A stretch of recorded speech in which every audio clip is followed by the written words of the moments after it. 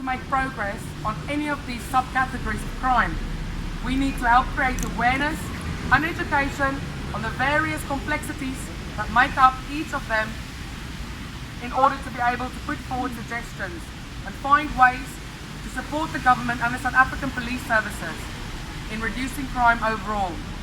For this reason, we have chosen to keep the focus of today's protest on the farming community. We may consider future protests covering crime in general or even other subcategories of crime. We have outlined 4 possible goals below. Number 1, to develop trust and frameworks needed for effective dialogue, improved behaviour and working conditions between farm owners and farm workers. Our suggestion, create a multi-organisation human resources type of committee, including farmers, farm workers, civil society organisations and political parties, be set up national, provincial and local to help secure the future of the farming sector by identifying problems and finding solutions to issues faced by both farmer and farm worker. The reasoning, to reduce the risk of inside job attacks and murders on farmers and workers, to improve the livelihoods of the workers and the families, communities who rely on the income these workers provide, to increase the percentage of national economic contribution from the farming sector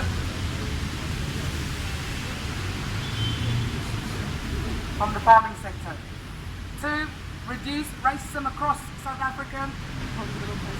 Our suggestion, the SAPS must provide statistics of the race of victims of these farm attacks and murders, including farmers and farm workers. The reasoning behind that, we need to break the myth that it's only black people attacking white farmers, the other way around. And even though there may be fewer black victims, there's still black farmers and workers being attacked on their farms.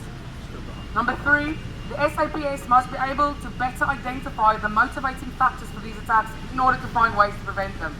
The suggestion, the SAPS to include small holdings in their annual statistics of farm attacks and murders, not just large commercial farms. The reasoning behind that is to present a clearer landscape of the true nature of these attacks and murders. These attacks do not just occur on large-scale farms. It's widely known that the majority of large farms are white-owned, which fuels the racism issue, as the current policy may skew the statistics of black or white violence, whereas there may be more small-holding black owners who may also be affected by the attacks. For farmers, farm workers and their communities to support and assist the SAPS where possible in both reducing the risk of these attacks occurring as well as streamline investigation procedures. Suggestions made by the SAPS, all farmers and their workers must provide police clearance, certificates and fingerprints. The reasoning, save time and ease the process for the police service when undertaking murder and attack investigations. To conclude, we fully understand and respect the complexity faced by an understaffed and under-equipped SAPS in dealing with these farm attacks and murders. We strongly encourage farmers and farm workers, farming communities, SAPS and the government to foster better working relationships to reduce the criminal activities associated with farming, as well as to protect and improve the valuable economic contribution that the farming sector provides to our nation. We also strongly encourage government at local and national level to seriously address the issues faced both by the SAPS and the farming communities and to facilitate the relationship between them.